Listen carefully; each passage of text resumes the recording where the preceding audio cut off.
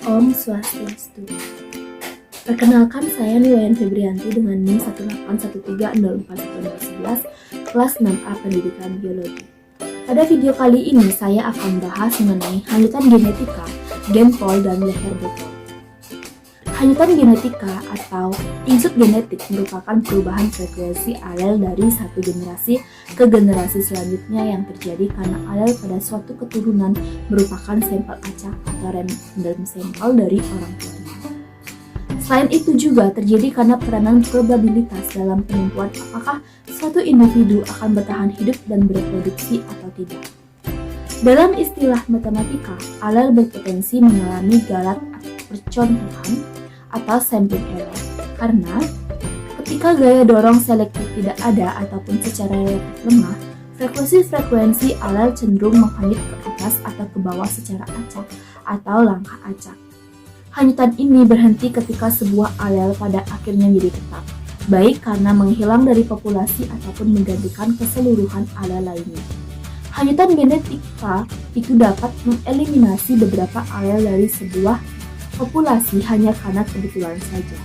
Bahkan, pada ketiadaan gaya selektif, hanyutan genetika dapat menyebabkan dua populasi yang terpisah dengan struktur genetik yang sama menghanyut menjadi dua populasi divergen dengan sel alel yang berbeda. Kemudian, integritas polgen.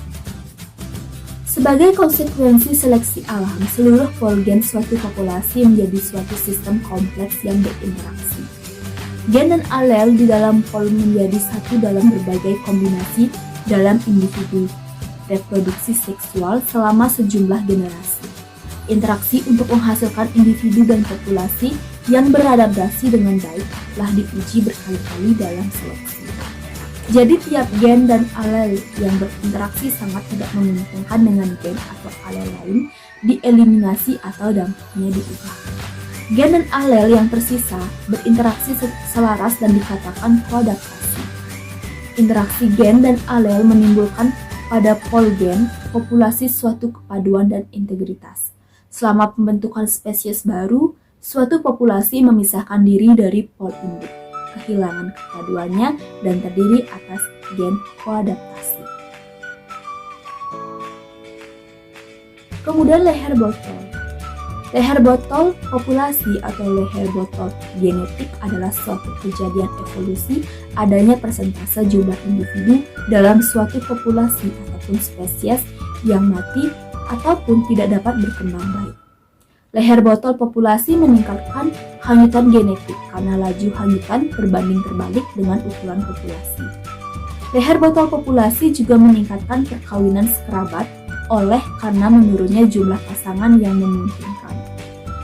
Jadi kasus lainnya yang sedikit berbeda dari leher botol populasi juga dapat terjadi apabila sekelompok kecil individu secara reproduktif terpisah dari populasi utama. Hal ini disebut sebagai efek pendiri.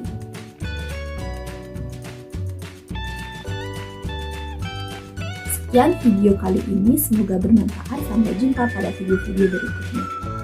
Saya tutup dengan Prama Santi. Om Santi Santi Santi Om.